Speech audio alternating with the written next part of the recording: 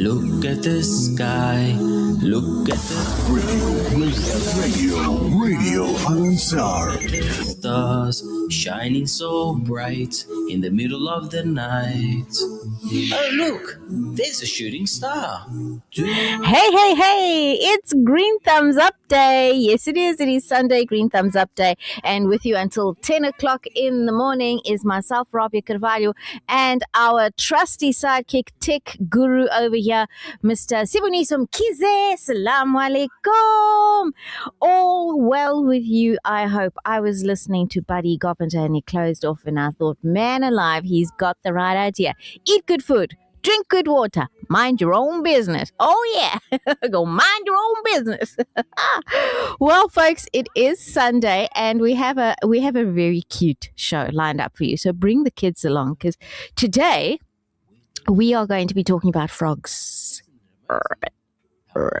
Frogs. In fact, in honor, do you know there's this little children's song that I absolutely love and it goes, oh, froggy went a courting and he did ride home. Who of you know that song? Froggy went a courting and he did ride home. Froggy went a courting and he did ride the sword and the pistol by his side home. And as we sing her song, the lady herself comes into show. So, assalamu alaikum to all our dear listeners. The lady herself, you're going to find out about in a minute. But there is some fascinating stuff about froggies that you all need to know. So I hope that you're going to gather closer. Bring the kids as well, because you know what? The whole point of this show, folks, is to learn. We learn and we grow together. Together, Simonye, we are one. We are together forever and never to part. We're here together to learn, as always, about nature and gardening and the ecosystem and the important balance that is required in this ecosystem, right? Absolutely. Now, we normally do the weather first thing in the morning, so we're going to do a very, very brief weather. But because we have our guests here already, I'm going to rush through it, just like the wind. Okay, so today we have, dearie darlings, 27 degrees is our maximum temperature. It's summer. Why am I dressed like it's winter? Because it's cold in the house. It's cold in the house and it's in the house cold.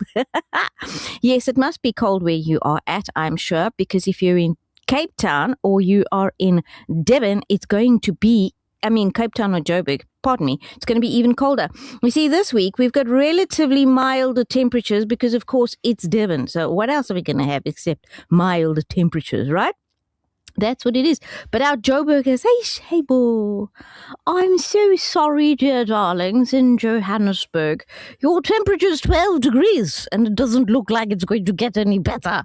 So you'll just have to deal with it because that's what life is. I'm so sorry. But keep your plants indoors and make sure, of course, that if it has rained, because the rain is doing strange things, that you drain out standing water because we have enough bothersome nightmares with these mosquitoes. Siboniso, how's these mosquitoes this time of year? Freaking chicken. Mosquitoes, and not only mosquitoes, flies, cattle flies. They're all over the dogs. The frogs. She spoketh, she speaketh. Who is she? Okay, I'm going to tell you about this lady that's in studio. And she doesn't know that I know her. Or maybe she will remember. But let me just tell you about her. So her name is Jean. Am I pronouncing that correctly? Jean. I knew there was something different when I saw the double N. I thought, is it Jean? Is it Jeanne? Is it Jeanette? Ever since about 12 years ago, I have known you to be Dr. Jeanette Tarrant. And that's my bad. But her name is Dr. Jean Tarrant, and she's the director of Anura Africa. She's the regional chair of the IUCN Amphibian Specialist Group. So we are talking to the big frog cheese herself in South Africa. And Jeanne leads conservation research and community engagement programs focused on threatened amphibians in South Africa. Yes, frogs are important. Frogs are very, very important. Now, she's conceptualized and established the Endangered Wildlife Trust in South Africa. And that is coincidentally why I know her. Because one day I had moved to Durban from Joburg and I saw a frog. which is not something I saw very often in Joburg. And this little froggy was stuck to my glass window. And I thought, oh, who can I call and ask what this is? Because, curious George here. And I found a number online for Dr. John Tarrant. And I called her and she said, oh, that's just a tree frog. But I'm much more interested in that thing on your palm. On the palm, my psych head, basically. And I said, what thing? And she spotted in the photo and she said, that is a dwarf chameleon. And can I pin you on the map? And I said, pin me on the map, old girl. And so, good morning, Dr. Sean. It is such a pleasure to meet you, and thank you for coming to the show. Morning, Rabia. Nice to meet you in person, finally. Yes, you remember. I do. That does ring a bell. Yes, I also phoned Dr. Jean when I didn't know what to do because I had eaten some mandioc and I didn't know if it was toxic or not, and I was having an allergic reaction. And she said, phone the poison center, dear, and calm down. So I did, and I did. And you're still here. And here I am. I thought frogs actually were just kind of, frogs. We dissect them at school and they're kind of in the environment and they catch flies and mosquitoes, so they're good to have. I've always had like frogs roaming around, but toads, I think, is the difference. And but I think they're just frogs, you will tell us. And the funny thing is then coming into Durban, there's a lot more of them. And I've got a little river on the property, so when I hear them, I kind of know the rain's coming. How did you get started with frogs? Now, you're here with a partner. Yes, welcome. It's Mike the tree guy. Mike the tree guy. The tree guy and the frog girl. That's what we need, trees and frogs. There we go. Exactly, Welcome to Al-Ansar. Tell us, how did you get started with frogs? Yes, well, just like you, I also thought frog was a frog. And, there's not much going on there to be interested in. And actually, I was a bit terrified of them growing up. And I grew up in Underberg in the beautiful southern Drakensberg. And we always had toads in the house and around. And I'd screech to my dad to come and remove these offending articles. I didn't love them, but I've always loved nature and animals. At one point, I thought of becoming a vet. I ended up doing an undergraduate degree in zoology. I wanted to do journalism as well because I really found the storytelling part of things very important. I wanted to be the next female David Attenborough. Anyway, that didn't quite work out. It could still. It could. Because social media and your knowledge go very well together, and you can teach everybody about frogs like you're telling us. Yes, I'm very passionate on the storytelling side of things, and have in fact had a short film narrated by David Attenborough. So wonderful. Ticked that box. There you go. I did an undergraduate. The tree frog is an amazing creature moving slowly along the tree trunks. That's my worst impression. I love all the sound effects.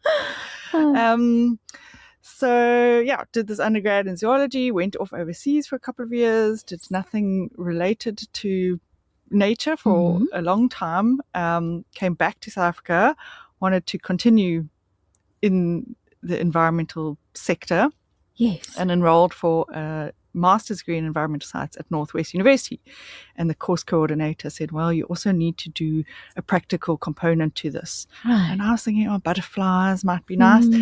But then mentioned the story about growing up and there were always frogs in my parents' house. And this guy said, you have to speak to Professor Louis du Preez, who is the big frog man of South Shout Africa. out to Professor Louis du Preez. And I still work with him to this day, 20 years later. And he said to me, John, do you like frogs? And I said, no. And I've never looked back. And I started on this project up in the Drakensberg and Lesotho. And I was really starting off a low baseline. I didn't know a lot about the creatures. And as I said, they quite terrified me. But the more I learned about them, having come from living in London for a couple of years, just to be out in nature again in South Africa was fantastic.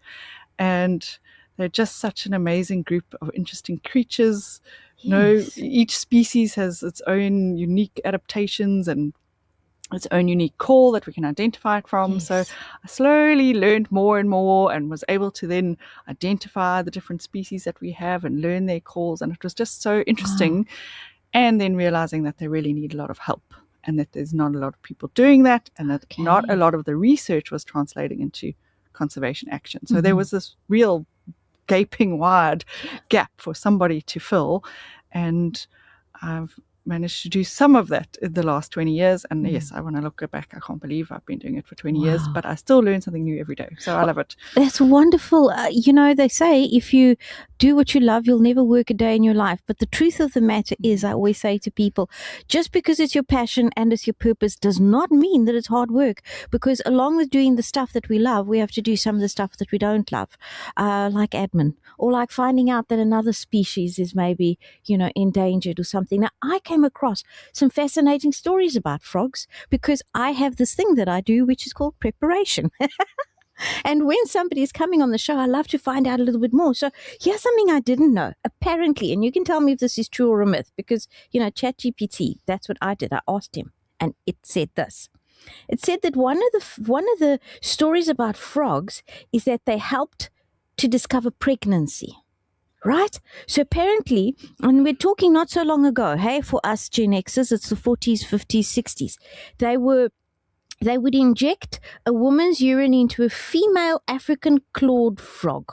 And if the woman was pregnant, hormones in the urine caused the frog to lay eggs within about a day. And it was accurate enough to be used around the world for decades. However, this frog species escaped from laboratories. The breakaway. And now he's invasive in many countries. How is that? It's also believed to have spread a deadly fungal disease called, oh my goodness, what is this word? Okay, let me try. Chytridiomycosis. Chytridiomycosis. Hey, not too badly off.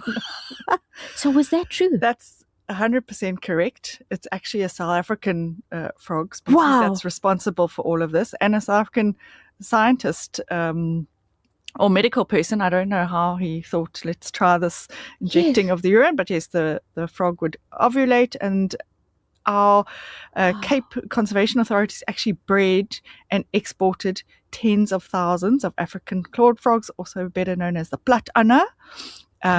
They've got claws. Right. They are very flat, which is what their platana name comes from. They are very common across South Africa, and they're very resilient. So that's why they carried this fungal disease and can live anywhere, and are brilliant escape artists. I've brought one back from the Northern Cape. It didn't make it to Potchefstroom. It was in a bottle. It was not there by the time I arrived in Potch. So they formed these feral populations around the world, in Europe and the States and all over, and spread the disease. But yes, they were very useful, also useful lab animals. They can live up to 40 years, these platanas. What? So they're That's a a really long time. interesting species in and of themselves. Not the prettiest, but they're cool. Like Prof. Louis Dupré says, it's basically a frog with a lateral line. It's like a fish with legs, he says. But yeah, interesting species for research. Wow. And that's very true. So they were very useful until they came up with the more synthetic modern day test. But for, I think, from the 50s through to the 70s, 80s, the African clawed frog was the standard pregnancy test. Wow, look at that, folks. You learn. I was today years old when I found out all of this. I don't know about all of you all and all. But Sister Luthia has sent us a message, and she sent us a cute little frog. Look there. And she says, it's tough to keep going despite the days not being in your favor. But hey, look how far your resilience has brought you. You've got this. And I've got a feeling frogs are pretty resilient to survive the kind of environments that we give them nowadays, right? A lot of them are. So they have been around as a group of animals for over 300 million years. So they've survived huge changes in the global environment, and they've survived the extinction of the dinosaurs and other massive global extinction events. But now what we are throwing at them is not great and is very challenging. Yes. So we're changing their habitats across the world. Climate change is a problem for them. So you have things like the platana, which is widespread and common and adapted to all kinds of different environments. Right. But then a lot of our frog species are very specialized and unique and only occur in very small places, and those are the ones that are being affected. And so actually amphibians as a group are the most threatened creatures on the planet. Oh, shame. I thought it was reptiles, No, amphibians. yeah. Oh, because So they also get eaten by the reptiles. They lump us together with Yes. reptiles as the study of herpetology, Okay. reptiles and amphibians. So your example didn't of the know. frog and the chameleon is, there I was being a herpetologist, frogs Yes. and reptiles all in one. And then I always say, if you put the bird people and the mammal people into one study group, everyone would get very emotional. But we're quite happy being herpetologists with the reptile people. Reptiles are also threatened, but not nearly as much as the amphibians. frogs. So amphibians, it's 41% of the entire group globally, which is Wow. a big number. Wow. Apparently they were revered way, way, way long ago, like in ancient Egypt. They were revered as symbols of life and fertility because they appeared in huge numbers after the annual flooding of the Nile. And they had a goddess, Hegat, that was the frog-headed goddess that was associated with birth and new life. So it's all the way back there, right? And in terms of medical research, is there any medical research to do with frogs? Because I know there are some frogs that are toxic, although I don't know if in South Africa, you'll tell us. No, there's a lot going on in that space. So we've had the pregnancy test example. Yes. But then for most frogs, their skin is really the most important thing that they've got going on. It's like their own pharmacy on their back. Wow. And the skin produces these chemicals and compounds and things that protect them from fungal infections, bacterial infections. And my cat. And your They cat. protect them Yes, from my cat so- because when one lick and he runs. Exactly. It also produces anti-predatory, really bitter. The toads produce a very bitter tasting. I have tried it. I'm sorry to say I have too, but only because on a dare I was asked to kiss a frog. And I there we said, go, you know me what, as too. a youngster, I had already kissed a frog, so I might as well kiss a real one. See what happens. Yes, exactly. Well, we had the exact same experience. Yes. I thought, well, might as well try. There you go. It was bitter. Very bitter. Oh. And that's because they don't want things eating them, understandably. Yes. So all of these things are to protect them. So whether it's a defense mechanism against predation or defense against disease, and then there's been a huge amount of research done on these properties of frogs' skin around the world, and all sorts from human sort of digestive issues, peptic ulcers, this kind of thing. Some frogs can actually entirely turn off their digestive system because the males in some species, the gastric brooder frog, for example, and Darwin's frog from South America, the males actually swallow the fertilized eggs from the female. Oh. They sit in the male's stomach, so he now can't digest his own offspring, so he turns off all digestive functions, and the little froglets then develop inside the male's stomach, Oh, wow. and then he gives birth, inverted commas, through his mouth to these little babies. Wow. So We that should has not spread medical- that. We should not spread that because there are some weird people in the world that might get some ideas. Yes, that's true. There are lots of weird So- people. But yeah, an amazing feature. Other species. Giving birth through the mouth. Wow. Yeah, and it's the males that do the job. Sorry, does it kill them if they turn off their digestive system? Does it take long, or they No, give birth and then they this carry is- on? This is what they do. They turn it back on again. Yeah. So Wow. probably a couple of weeks for this to happen, and That frogs is can so go a long cool. time without eating. When they are able to eat, they gorge themselves on whatever's going. Yes. Yeah. Do frogs have a preferred kind of snack?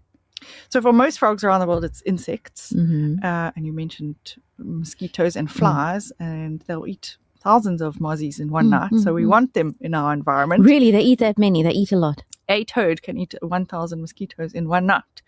Yeah, and then they'll also eat the man. flying ants. Yeah. Now I'm thinking, how sometimes here in Durban, folks, we get these, I don't know, they must be toads, right? They come into the house, those big things. And I always say to my son, let's get him out the house. I ain't going to get him out the house anymore. Let him sit there for a bit and eat some mozzies because we've got a lot of them. Let them just eat them. So, but that's fascinating. So why are they endangered? Is it because of eating them, catching them for their legs, or? So that does happen, and consumption and harvesting of natural populations is a problem, but it's not the biggest problem. The biggest problem is habitat loss and transformation. So most amphibians actually globally occur in forest habitats. So we're losing obviously huge areas of rainforest in South America, and that's where our biggest amphibian diversity is. But across the world and here in South Africa, our frogs live in wetlands, which we've lost many of historically, grasslands, even deserts. We've got frog species, and we're even managing to transform desert habitats. So is it because of the air? Is it because of the water? Is it everything? Is it lack of food resources? So it's a direct destruction of frog habitat and their homes. So we're cutting down forests, we're converting grasslands to pastures and sugarcane. We're evicting them. We are draining wetlands, we're changing river courses. So it's that direct loss of their homes, is a problem. And then frogs, of course, move from their breeding habitat to wintering and foraging habitat where they feed. So we're also... No, wait, that's not just... She says this like it's something we should know, like it's normal. Like what? The frogs move? Frogs move. So even for small creatures, I mean, relatively it's not huge distances and they can't fly and they, pretty restricted, but they will move considerable distances, sometimes kilometers between these breeding sites. So your typical wetlands, rivers, streams, where they have to lay their eggs because they have to be in fresh water for the eggs to develop and the tadpoles to develop. But often they'll move hundreds of meters away from these breeding sites to some of them go and hibernate underground, like the bullfrogs from Joburg that you might have seen when you were up there. Yes, I fished one out my pool. Oh, cool. Yes. And he was probably looking for somewhere to do something as part of his life cycle. So they hibernate in the winter. Is this all frogs or some frogs? So now we're right in the middle of winter. Most frogs, there's still a few. So the clicking stream frog in South Africa and the striped stream frog up in the Drakensberg area, we'll still hear that in these very cold months. They just seem to keep going. They don't mind. But most of our frog species will be essentially hibernating. The technical term for frogs is called estivation. Basically, their metabolism slows right down. They find somewhere to hunker down. They either bury themselves underground or they'll go into the vegetation, into the leaf litter. So if this is a gardening show, leave the leaves. Please leave the leaves. We keep saying leave the mulch, the mulch, the mulch. Yes, it's so important for so much life. But frogs too. And then, frogs eat insects mostly. So that's also an important source of where insects are. There's one frog species in the world, I believe, that eats fruit. And then the bullfrog, the big bullfrog, will eat anything. So some frogs are carnivorous and they'll eat eggs and that's it. And really eggs. They'll eat other frogs. They'll eat small birds. They'll eat whatever's going on. But most frogs eat insects, and so that's why they're really important, because they play a huge role in keeping insect numbers in check. There has been a study, I think, from Mexico, somewhere that sort of area, Central America, where they could show that a decline in the number of frogs resulted in higher incidence in malaria in humans. Wow, so of that course. Direct Mozzie link. Yes. So we should actually have more frogs. I know what I've done. Okay, so in my little greenhouse, a snake has moved in.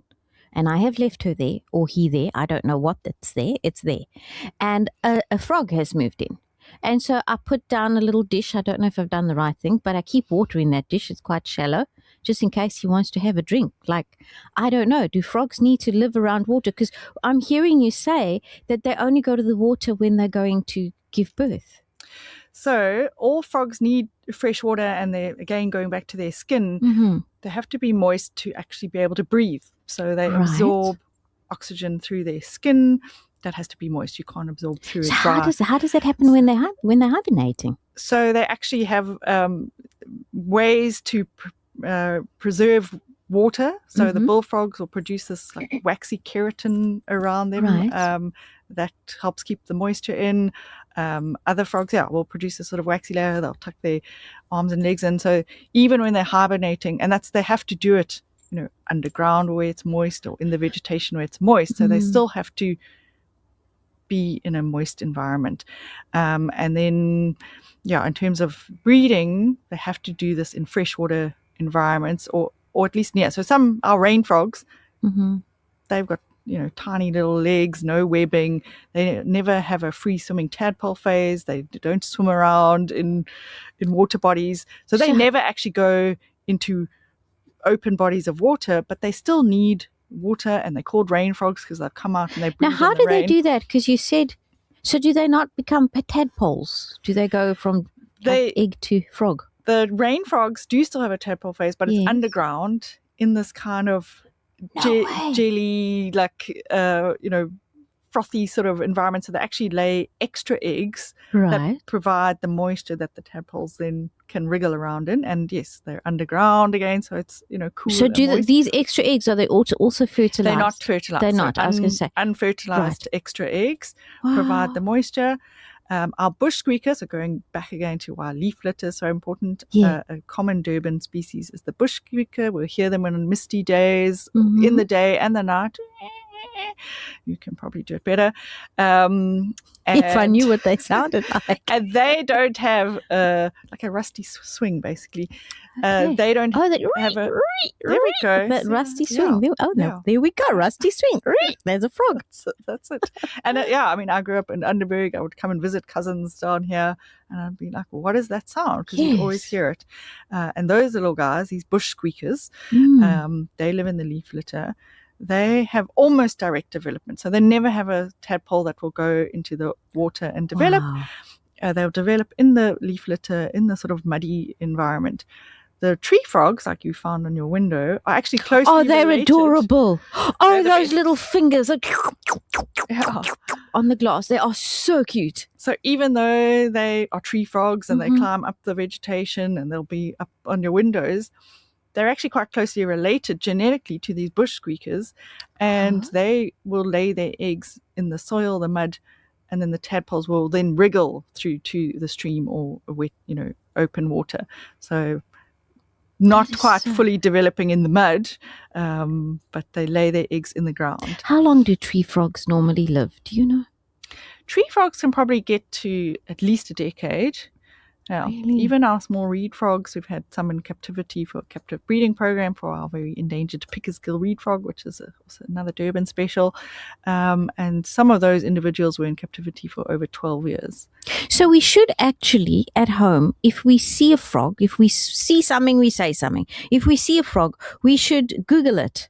We should 3 dots, Google Lens, the photo, and then go and find out what frog it is, and then tell someone if we have a frog that's a little bit endangered. We could call you. You can. Or your yeah. organisation. So my organisation is Anura Africa, and we actually have downloadable for free posters for every province. Okay. And that includes the QR code that you can scan for the Mhm. call, but it will give a description of the habitat that the frog is in, obviously a photo of the frog, and of course, for each species, there's a lot of variation. It's like us, no Yes. two of us look the same. And so within a species, while they have characteristics that are similar, their coloring might be a bit different.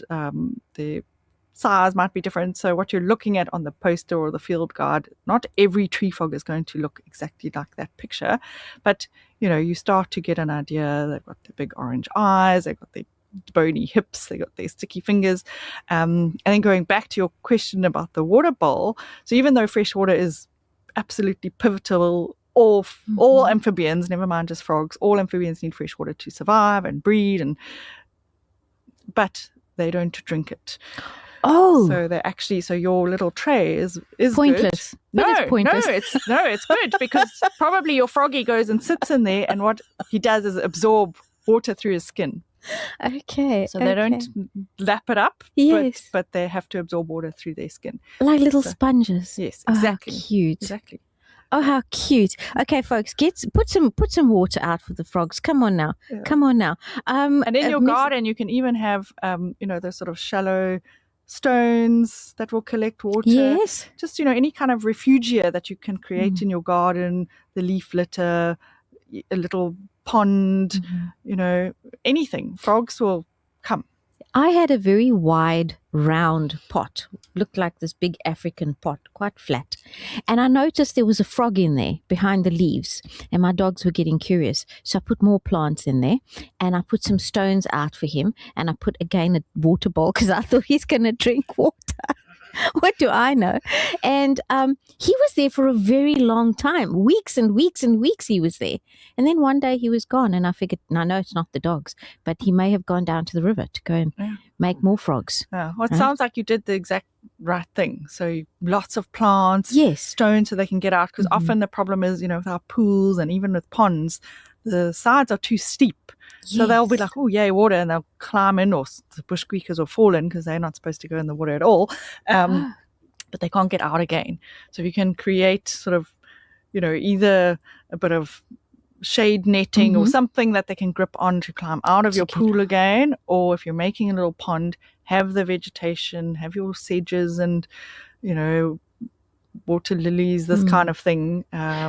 That will also attract the insects that they need to eat. But, so they've got a gradiated side to climb Now, out when again. you say they can grip onto, do they not? So they don't all have. What do they have on their feet? Like, what are their feet like? Yeah. So, well, firstly, their feet have 4 toes. Okay. So they'll have 5 fingers on the front, Mm-hmm. but their hind legs have, other way around. 4 fingers, You're right. 5 toes. Only the Xenopus, the Platanus, have claws on 4 of 5 of the toes. Okay. They're quite a unique and very ancient group actually of frogs, and they've got claws. And the claws are because unlike most frogs, which have a really long tongue that they shoot out to catch insects, the Platanus are always in water, and so they catch their prey. If something falls in, if an insect or piece of bread or whatever falls into the water where they are, they don't have this long tongue they can shoot out. So they use their little hands to shove the food in. Oh, that's adorable. And then if the food is too big, because they'll also eat anything. Okay. So if it's a big, I don't know, piece of meat or fish or whatever that they they're got their catching, knives. they rip it up with their back claws. So they are one of the few species that have claws. Others have called tubercles, digging tubercles that will help them dig. So our little rain frogs and even the tree frogs, they would dig burrows. So the tubercles help with that. And then in the breeding season, the males get these really big swollen thumbs to help grip onto the females. And so, the feet can actually, and the hands can actually change depending on the season, and these tubercles can get bigger or smaller. Oh, wow. And I mean, I haven't got it deeply into it myself, but the tubercles and what they look like and how many and where is one of the ways that you can actually identify a frog if you're going all the way, through the identification key. That's incredible. I've got a message here. Folks, you know the number to message us, 060 904 1056. If you've got any froggy questions, amphibian questions, this isn't a froggy question, but I'm going to answer it. Assalamu alaikum. Great show. Walaikum salam. I don't have a garden, but I have an anthurium pot plant. How often must I water it, please? Dearie darling, it depends on where it sits. So water it when it's dry. Do the finger test. It normally comes out to about twice a week, but of course, if the weather is very hot, then it's going to dry out faster. So put your finger into the soil and dig in a little bit up to about your first little knuckle. And if the ground is dry, then it needs watering. But here's a nice thing about your anthurium plant. If you want it to grow and to give you lots and lots of flowers, won't you wipe down the leaves with milk? Half milk, half water, mix it together, take some cotton wool and wipe the leaves, the top of the leaf and the base of the leaf. It also will help you to get rid of mildew and all sorts of other little nasties, or get a frog that will eat all the nasties. Back to frogs. I hope that helps you. So back to frogs. So these are some interesting things you mentioned earlier on. There was something you said, and oh yes, the call. You know, there's a ree, and then there's a and there's a ribbit. Like, how varied is it? Is it per species? And tell us about the sound. Very variable. So a lot of frogs will sound like birds. A lot of frogs will sound like insects sort of chirping. Really? We've got our rusty swing. A lot of the tree frogs have a whistling sort of sound, and so the Durban area, the plaintive rain frog is a very mournful that we'll hear in the early spring rains. They're in the grasslands. I thought that was a bird. No. It's such a South African sound. You go camping and you hear that in the morning. I thought it was birds. They might be birds. No, but that's exactly the sound. Frogs, if it's raining and you're in a grasslandy area and you hear that, it's probably the plaintive rain frog. And then you got your typical toads that everyone loves to complain about because they make a lot of noise. And they do. And we can normally pinpoint the start of spring with them. So normally for Durban, mid-August, the toads will start calling. So as it gets warmer, as those spring rains start. And I think how joyful, how lucky we are to have sounds of nature and wildlife in our gardens and nearby rather than nothing or traffic or whatever. Yes. And I feel like you can get used to these things. The painted reed frogs, also very common. That's that very high-pitched, fast whistling. And that can be quite deafening and shrill. But yeah, we've got all kinds of sounds. I'm fascinated. Each species has its own unique call. It's only the males that call. See, I thought it was some variation of croaking, honestly. Toads are quite croaky, typically. And all toads are frogs, but not all frogs are toads. So toads are a type of frog. Right. But yeah, huge variation. And it's a really great way for us to identify. And it's how we monitor a lot of species is by their call. And so just knowing who is in the environment, it can be quite overwhelming with lots of species. And yes, as you mentioned up front, Durban and KZN, we have the best species diversity for frogs in the country. So of our 135 South African species, around half of those occur in KZN and about 50 are in the Durban area. So yeah, big diversity here. Me. So what do we do if we find a frog? What should we do? Mostly I'd say is leave it. If it does come into your house and you don't want it there, scoop it up. Honestly, it's fine to touch them. Even the toads that do have a bit of a sticky toxin, but that's if you eat it. You can pick them up and put them outside, but you can create a toad abode kind of, sheltering area outside. Yes. What would go into a toad abode? As we said, lots of plants, stones. Yeah, even the toads will love a log, overturned log that they can burrow under. So, a bit of loose soil under there. Plants, even a overturned pot plant. Okay. Pot. They'll get under there or they'll go into your pot plant. So, because the other thing is if they come in, so they're looking for shelter or perhaps food over winter, but they'll come inside, they'll dry up. And then sometimes you find this little dry piece of biltong on the window or, my cat in your doesn't slipper allow that or long. something like that. So, it's probably better to take them out and put them somewhere outside. But you can create these kind of little spots for them outside. How lovely. So if you have a little patch of dirt, however big that little patch of dirt is, please go ahead and, just save the frogs. A question from Mac. How do I get, he just calls himself Mac. That's not our Mac, but Assalamu alaikum. How do I get rid of moles from my lawn, which is now looking like moon craters? Oh, you and me both. Any idea on moles? So moles in May is a thing, and it's actually the golden moles that I think make the big lumps. Yeah. I don't really know. Again, not an amphibian. They're playing a good function of aerating your soil. Yes. They're also eating the insects. Yes. They're not eating your plants, I don't think. Yes. I know that there's a lot of things that you can try. You can squash them down, but please don't use toxins and poisons. No, there is I think it's called the mole vole, and it's like a sonar thing, and you put this like metal rod into the ground, and then it emits a frequency that gets the moles digging into your neighbor's yard instead. So at least you don't have moles on your side of the fence. No, it does chase the moles away. I don't know how effective it is, but that's as much as I have. I feel very sorry for the moles in my garden because I keep tripping into holes, but my dogs catch them. My dogs catch everything. So, yes, we often find moles lying around and they end up in, either the compost heap, or it doesn't help to bury them because my dogs will bury them. You take them right back out again. Now, about colors, I know that there is a very fancy schmancy little frog in the Amazon, and I've seen him, and he's bright red and blue, and they used to make poison with this frog also. Tell us about colors. Blue jeans frog, I think they Blue call it. jeans frog. So, well, there's actually a Froggy makes his blue jeans talk. So there's a lot of species of poison dart frog from South Yes. America. And yeah. Not in South Africa, though. No. Okay. No.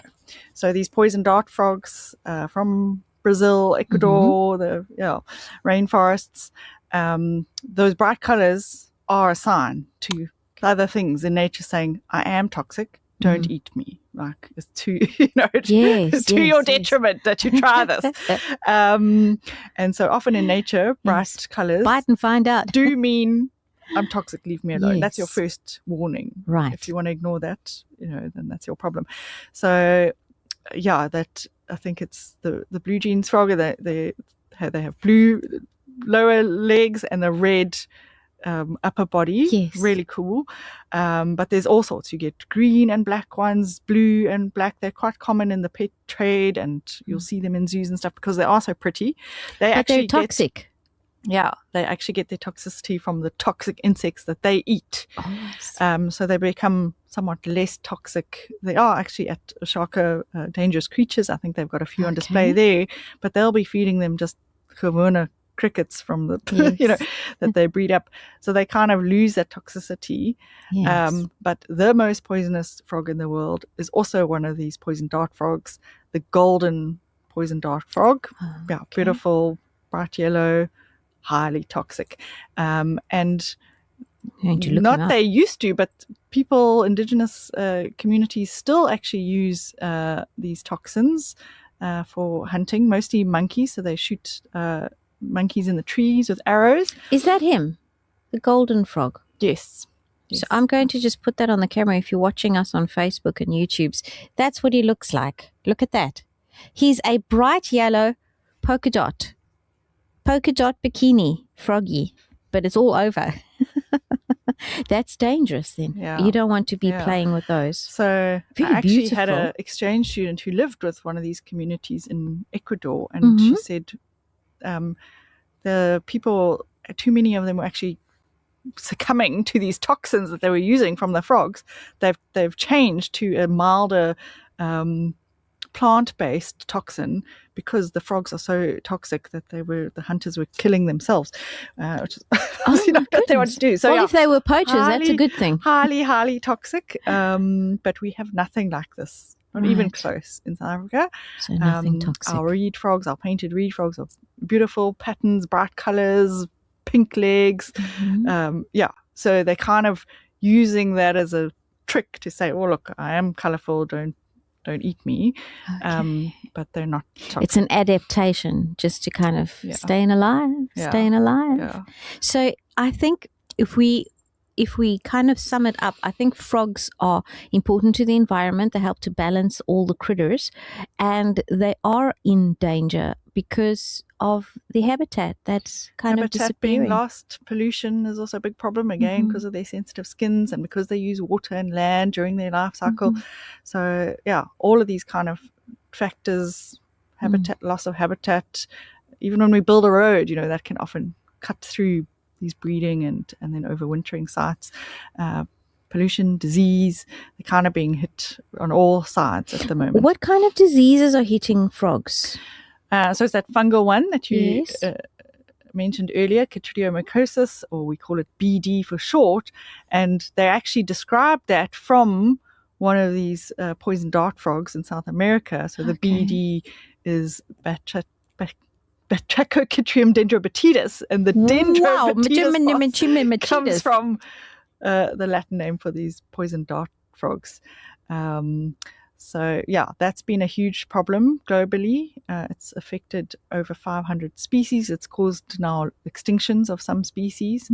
But there are other diseases as well, the Rana virus, and now there's one of these fungal diseases also affecting salamanders, which is called, of course, a whole other group of amphibians. We don't have any in South Africa, the tailed amphibians. But I think what's happening is, as the climate changes with climate change and it's, warmer, wetter, drier, whatever, these kind of pathogens, diseases have existed for probably a long time.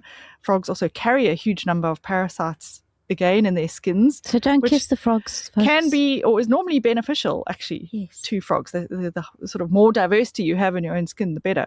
But as these kind of changes happen in the environment and more pollution and more stress, then they can actually succumb to these diseases, and it becomes not a good thing. So I think overall, the fact that amphibians are so threatened, with half of them experiencing population declines around the world, shows that our environment is not as healthy as it should be. No. And on the subject of frogs, folks, it is 3 minutes to go before the end of our show. Can you believe it?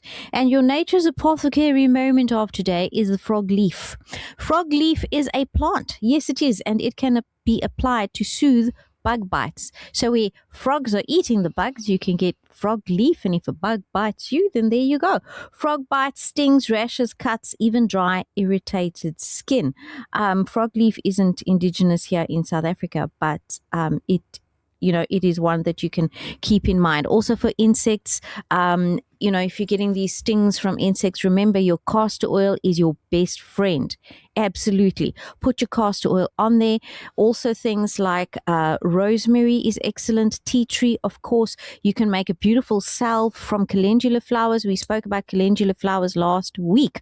So you take a cup of calendula flowers, put them into a double boiler. So that's a pot with some shea butter and castor oil. Put that into a pot. Put that pot into another pot that's got water. That's how you've created your double boiler. Make sure the temperature doesn't go above 50 degrees, but that's enough to melt your beeswax and your shea butter. If you use equal quantities of those with the castor oil, that's even better. Let it kind of soften those calendula flowers. Squeeze it all out through a muslin cloth, and then you got something for nappy rash, for insect bites and stings, for even just a moisturizing skin lotion. So you're out in the bush and you forgot to take your stuff, and you're going to be there for a week. You got some olive oil? Yes. You got some calendula flowers? Boom, put them together and you've got a beautiful moisturizer.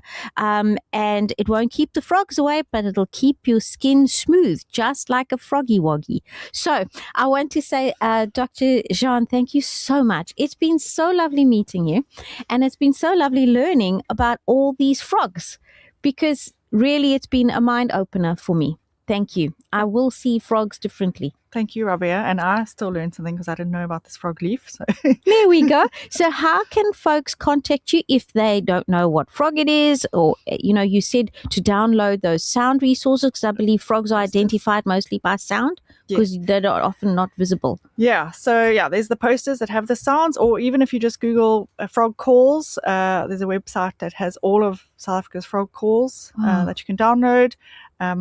Our organization is Anura Africa. You can check out our website. Contact details are on there. You can email me. I think my phone number is on there.